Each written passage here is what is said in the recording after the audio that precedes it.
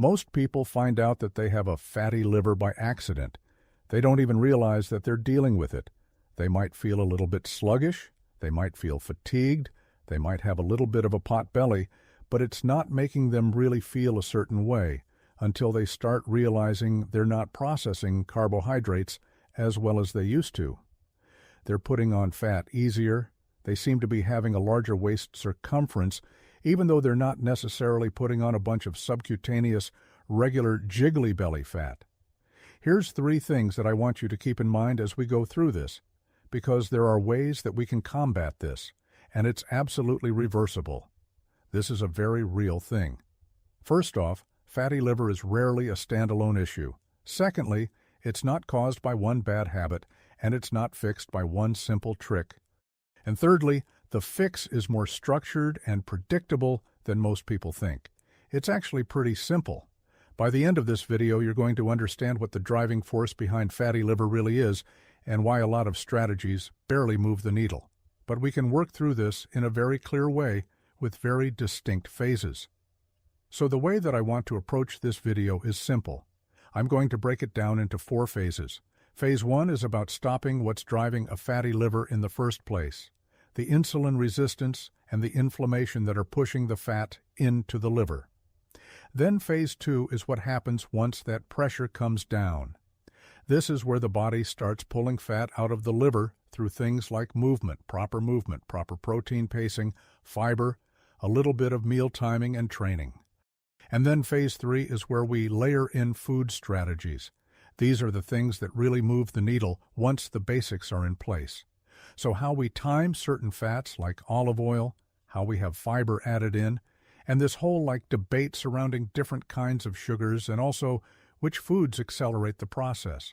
Phase 4 is more about how to keep it from returning, so the proper lifestyle strategies, the sleep, the circadian rhythm, all these things that help the liver stay healthy. And at the end, I'm going to share a specific workout strategy that has helped me drop my visceral fat to literally almost 0%. It's something that I learned from experts in the field, so we'll get to that in just a few minutes. So let's start with phase 1 first. We really need to stop the actual drivers of this stuff in the first place. Fatty liver doesn't start with fat. It starts with insulin resistance. There was a review published in Diabetes Spectrum that made it very clear. The authors explained that insulin resistance is involved not only in the development of non-alcoholic fatty liver, but also in its progression from simple fat accumulation to inflammation to fibrosis and eventually even cirrhosis and possibly liver cancer. So what that tells us is that when cells stop responding properly to insulin, glucose stays in the bloodstream longer, and that glucose has to be dealt with. And one of the places that it almost always certainly gets shunted is into the liver, and this is where it's converted into fat. So at the same time this is happening, insulin resistance is blocking lipolysis, which is fat mobilization. So fat is coming in faster and leaving more slowly. Well, do the math, right? That's why phase 1 isn't really about a bunch of advanced supplemental practices or anything aggressive. It's about removing the pressure that is driving fat into the liver in the first place. We have to sort of triage this, and I promise you it will make a big difference. The fastest way to do that, as much as it's not fancy, is reducing the cakes and the pies, and the processed sugars and the refined carbs, as lower sugar intake reduces those glucose spikes. That lowers the insulin demand, and over time, that reduces inflammatory signaling. So that's going to make it so that less static is interfering with insulin trying to do its job. And once that pressure starts coming down, adding the right foods and the timing actually matters. This is where specifically omega-3s come in. There was a meta-analysis that was in gastroenterology research, and it looked at 10 randomized trials with over 500 people with fatty liver disease. Omega-3 supplementation significantly reduced liver fat and improved GGT, which is a marker that's associated with liver stress and inflammation. So what's happening is omega-3s activate this regulator of fat oxidation called PPAR. They also reduce inflammatory signaling, which improves the insulin sensitivity. So it's a double whammy. so we're doing really like two things at once. We have less fat being pushed into the liver, and we have more fat being burned. I mean, that's exactly what we need. We pump the brakes and burn the fat. So at the same time, movement begins to help, because now we're in a state where we can actually burn through that liver fat. And there was a statement that was published in Sports Medicine that showed that as little as 135 minutes per week of moderate intensity, aerobic exercise can reduce liver fat. Higher volumes around 150 to 240 minutes were associated with reductions in the range of 2 to 4%. So it's not about crushing workouts, it's about just consistent metabolic flow, like a moderate intensity-based walk on a treadmill just for, 20 minutes a day can have a huge impact on a fatty liver. But there's some supporting habits we need to look at and a specific kind of workout that I'm going to talk about in a minute. But we also, if we do this in a fasted state, we are in an opportune spot to pull from the fat surrounding our liver and our visceral fat. As leading experts in visceral fat have said, visceral fat responds to stress both positively and negatively. But in a stressful situation, we actually burn more when we're not eating, so it helps us and hurts us. So if we create some stress like some sauna, some fasting, some cardio in a fasted state, it taps into that visceral fat, which is also liver fat. Before we go a lot further, there's a supporting habit that really sets the stage: drinking water. The liver plays a central role in processing waste and exporting fat through our bile. If we're not hydrated, we can't support that process, and therefore we actually hinder insulin sensitivity more broadly. Hydration doesn't fix fatty liver on its own, but actually helps everything work better. It's kind of interesting because the liver is a detox center. We need to hydrate. Phase 1 is simple by design. It's lower insulin resistance, calm the inflammation, stop feeding the problem. Then we move into Phase 2, which is to actually activate the liver fat loss. Once insulin resistance and inflammation do start to come down, the body will actually become responsive. And I know it's frustrating because that first part was so boring, but this is where liver fat actually starts to move. Protein is very important here. Protein increases satiety, which we talk about all the time.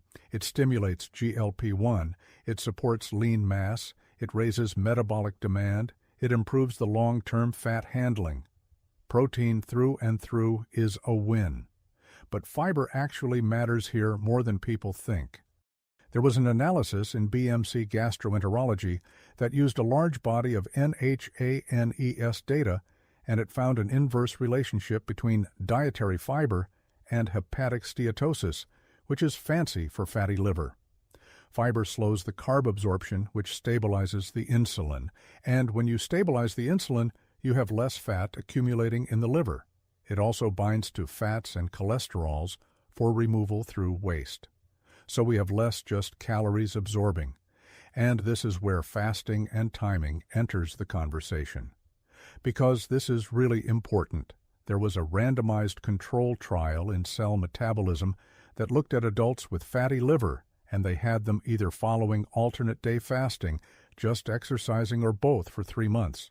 Fasting alone reduced intrahepatic fat content by 2.25%. Exercise alone helped, but the combination of the two produced the largest reduction, which was actually over 5%. So it more than doubled by doing fasting and exercise.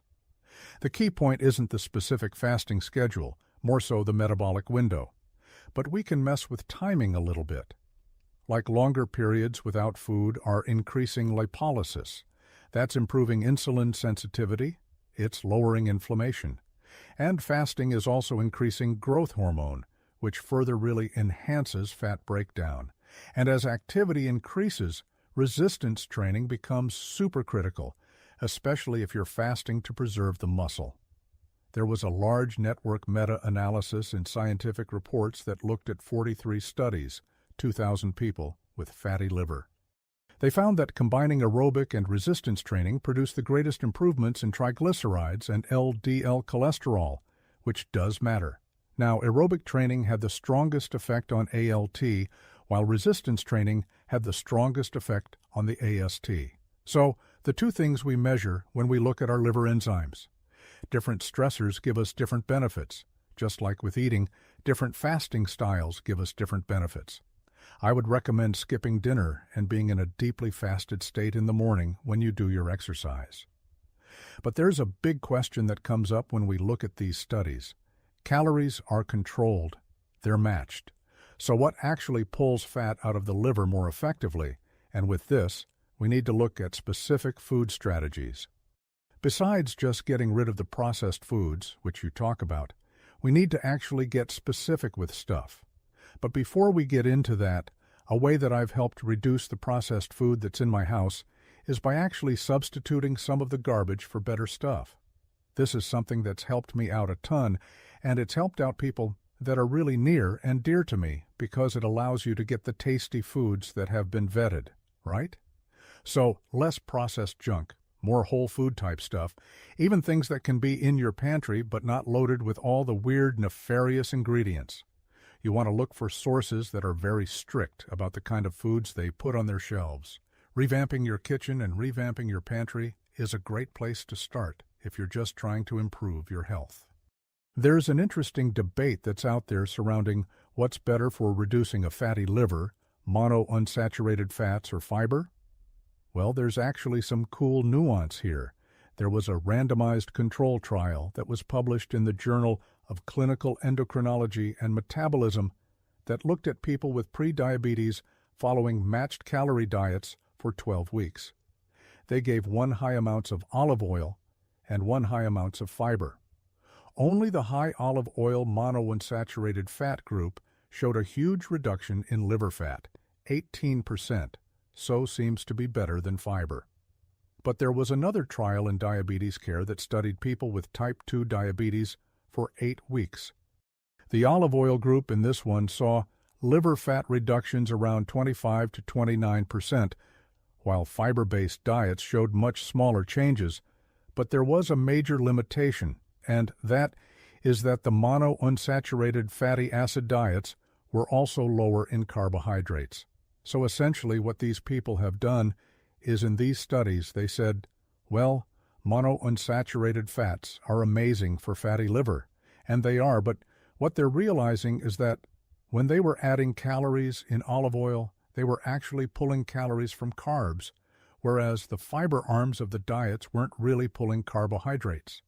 So you'd think fiber is great, but because the carbohydrates were so heavy, they weren't dropping fatty liver. So they accidentally found by adding olive oil that, wait a minute, they're reducing carbs and they're dropping significantly more liver fat. So the question becomes, was it the fat or was it the lower insulin load that's really doing the magic here? But there was a third study that helped us clarify this. This study was in BMJ, open diabetes. It was an olive oil-rich diet compared to a multifactorial diet that had fiber, olive oil, omega-3s, polyphenols. They both had similar calories and macronutrients. Both of these reduced liver fat, but the multifactorial diet reduced it by about 40% compared to the 19 to 25% in olive oil alone. So the takeaway isn't monounsaturated fats or fiber. It's that stacking complementary signals like fiber and olive oil in the presence of lower carbohydrates works amazingly well. And this is where certain foods actually become powerful tools. They're like fatty liver superfoods, like garlic is a good example, like all these Mediterranean things. So there was an RCT that was published in Diabetes, Metabolic Syndrome, and Obesity that gave people with fatty liver 800 milligrams of garlic for 15 weeks. More than half of the people in the garlic group showed improvements in fatty liver on ultrasound compared to 15% in the placebo group. And importantly, these held true even after adjusting for weight and calories. Mechanistically, garlic has these organosulfur compounds. We've got allicin and ajoine. These are compounds that downregulate inflammatory pathways. You've got nuclear factor kappa B, you've got JNK, but you're also activating this antioxidant pathway called NRF2. So when the liver is under less inflammatory stress, it can repair itself better, and fatty liver disappears more. Coffee works well, but it works a little differently. So with coffee, there is a meta-analysis in the Annals of Hepatology, and it looked at over 10 different epidemiological studies, found that people that drank coffee had a 23% lower risk of developing fatty liver. But they also found that people who already had fatty liver had a 32% lower risk of progressing to fibrosis. So beyond just antioxidants, the caffeine itself actually inhibits the fibrotic signaling in the liver of fatty liver progressing. It's like we have a chance. Coffee is good for us. It helps us prevent fatty liver. It prevents these things that actually cause the scarring. So this is huge. So coffee isn't just reducing the fat buildup. It's actually preventing the liver from hardening over time and really causing a problem. And then we have cranberries. These target a slightly different angle, right? We've got an RCT that was in BMC complementary medicine. This gave people with fatty liver either a cranberry capsule or placebo for 6 months. And the cranberry group had much greater reductions in fatty liver, along with much lower insulin and insulin resistance levels.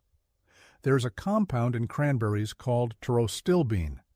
This activates PPAR-alpha, which increases beta oxidation or fat burning and reduces triglyceride or fat accumulation in the liver.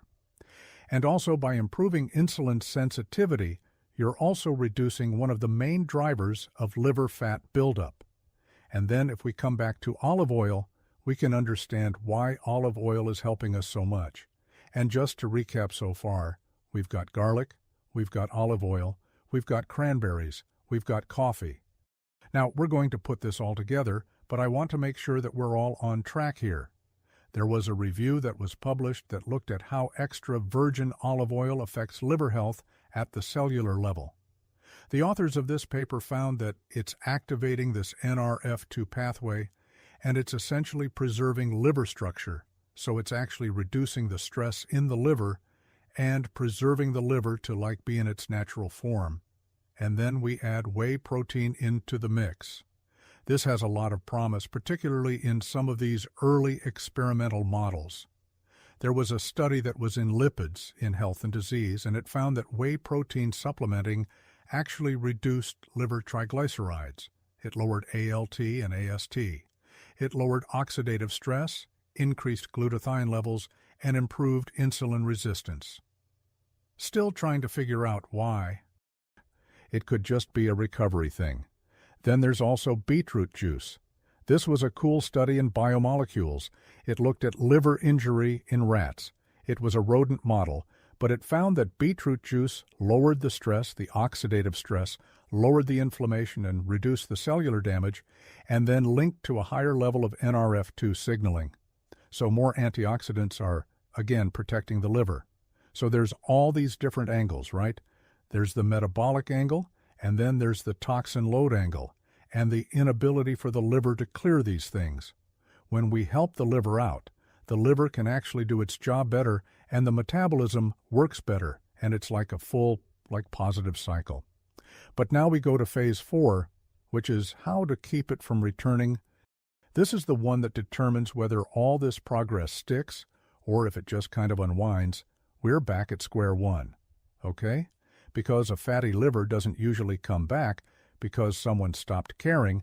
It comes back when insulin resistance and inflammation and all the metabolic stress creep back into our lives.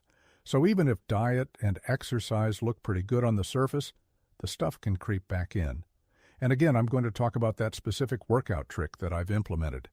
But phase 4 is more about protecting what you've already fixed. One of the strongest predictors of fatty liver returning is sleep quality. There was an interesting study that was published in a pretty large sleep journal, looked at over 5,000 people, and it found that bad sleep behaviors like later bedtimes, daytime naps even, were all associated with a higher risk of metabolic disorder and fatty liver. But there's a really interesting thing they found. They also found that even a moderate improvement in sleep quality was associated with a 29% reduction in fatty liver risk. So what's happening at a cellular level is poor sleep is increasing inflammation and worsening insulin resistance. Okay? Our deep sleep and our REM sleep regulate our insulin sensitivity, like you can become insulin resistant temporarily after one night of bad sleep. So this happens acutely. Imagine what happens if it's time after time for time. And if sleep is off, the liver environment slowly shifts back towards fat storage, even if the food choices aren't that bad. And you couple this with stress, which tends to coincide with poor sleep. There was a study published in Scientific Reports looked at there was like 170,000 people, found that people with the highest perceived stress had 17% greater risk of developing fatty liver compared to those with the lower perceived stress. Chronic stress is elevating cortisol. Cortisol is driving glucocorticoids to receptors in the fat to store more fat. Increases in blood glucose. It stimulates fat formation de novo lipogenesis in the liver. It crushes insulin receptor sensitivity, so you're more insulin resistant. It also just encourages like this emotional eating, these things that undo all the things that we've been working for. So again, it's like phase 4 isn't about magically eliminating stress and sleeping like a baby, but it's more like preventing cortisol from becoming a constant signal, things like that. There are ways that you can reduce cortisol. For one, simple grounding, getting your feet on some grass and grounding, has a huge cortisol effect. There's salivary cortisol testing that shows this. It's something about just connecting, like we know that nature bathing is a real thing for stress, but even just getting your feet connected to the earth makes a difference. Another thing is like 3 grams of glycine can be hugely helpful here. Glycine acts as a neurotransmitter, calms us, makes a very big difference. Also, sauna or contrast, like hit a sauna and then go jump in a cold shower for 30 seconds. It's that nervous system resilience that we need to be able to have controlled stress so that the regular stress doesn't come into our lives. Now, circadian rhythm is a piece that gets overlooked too. This is really important for cortisol. We have data from the UK Biobank that's been published that looked at like day workers and shift workers, and they found that both like irregular and permanent night shift workers had way higher levels of liver fat. Even after adjusting for a bunch of factors, the permanent night shift workers didn't adapt out of the risk. It sucks if you're in that position, but what it tells us that the body is biologically designed, right, to not be in that spot. So circadian misalignment itself plays a pathogenic role in a fatty liver. So timing becomes really just as important as content, arguably even more. So as much as you can, consistent sleep and wake times, eating within a predictable daily window, avoiding like late-night meals, getting light exposure first thing in the morning or within an hour of waking up. These cues keep insulin sensitivity. They keep fat metabolism, they keep liver function all aligned. That's what we need. Need them aligned so the progress that we get from phase 1 through 3 doesn't go away because we're out of alignment. Now, we can get a little weird here because there's also some advanced tools that can reinforce the same pattern that we've seen. There was a study in JAMA that looked at a peptide called tesamorelin in people who had excess visceral fat. Over 6 months, this peptide tesamorelin actually reduced visceral fat and reduced liver fat. This is a very interesting peptide. It's a growth hormone releasing hormone analog which increases growth hormone levels. Hear me out on this. I'm not just making a case for it, it's just fascinating and it tells us different things, right? Because growth hormone increases lipolysis and it reduces lipogenesis, the storage of fat, and it lowers inflammation and insulin resistance by reducing the visceral fat. So it's not a general lifestyle idea, but it reinforces the same thing. When hormonal signals shift towards fat breakdown and away from chronic insulin and cortisol dominance, liver fat comes down and it stays down. Now, before I get into the actual workout thing that I recommend that I've been trying, let's just recap because I think this could help you out in like putting it all together really quick. Phase 1 is about stopping the shift, right? Lowering the insulin load, lowering the carbs, calming the inflammation so fat wasn't being pushed into the liver in the first place. Phase 2 is about changing the direction of flow, so creating conditions where the body could actually start pulling fat out.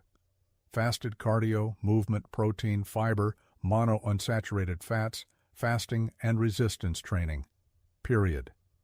Phase 3 was about layering in food strategies specifically. Nothing extreme, but monounsaturated fats, omega-3s, olive oil. Okay. Phase 4 was about keeping the progress from kind of going back, right?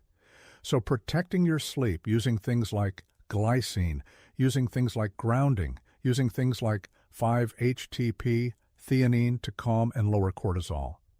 What am I doing now for cardio? This is based on expert advice. Very interesting. It turns out that visceral fat, including fatty liver, respond very well to high-intensity bouts in short amounts that aren't causing excess stress. We are talking 30 seconds on high intensity, 30 to 60 seconds off, 5 to 7 rounds of that, 3 to 4 times per week. We're talking short workouts. This is so opposite of what we've thought was the case. This is the most powerful thing you can do for visceral fat, as far as activity is concerned. If you look at the studies, resistance training is great for metabolic health, but it barely makes a dent for visceral fat. It's the high-intensity intervals, but what we found even more so is that the interval training combined with continuous cardio more than doubles the impact. So 3 to 4 days per week, you do some intervals that are high-intensity rower, assault bike, run, whatever works for you. Then, 2 to 3 days per week, you do 30 minutes of Zone 2. What this is doing is it's helping your body get good at fat oxidation so that when you do the high-intensity interval training afterwards, you continue to burn fat. You see, there's this thing called the post-exercise oxygen consumption. This is when you finish a hard workout, you continue to burn fat for a while afterwards. So if you train your body to be really good at burning fat, it makes it so that after you do the high-intensity work and you signal the belly fat and the visceral fat and the fatty liver to shrink, you actually continue to burn afterwards. Even if you're sitting down doing nothing, you have to do both of those things, not on the same day. You have to train your body to do those. So I've actually done less long-distance running, I've done less continuous cardio, and I've actually just done high-intensity intervals a few days per week, continuous cardio of some kind a couple days per week, and then I lift my other days. I will tell you, it's made a difference in my waist circumference significantly, and I'm already lean. There's actually a phenomenon where you can be lean and have decent visceral fat, and it happens to me. It happens to everybody. So I noticed my waist actually shrinks. It's a real thing. Waist circumference is the most accurate way that you can measure visceral fat or even fatty liver without a DEXA scan. If this breakdown changes how you look at your health and the way you treat your body, please subscribe and like the channel. We are uncovering the science that has been overlooked to help you build a stronger future. Start planting the seeds of health today. The next breakthrough in wellness will be revealed soon.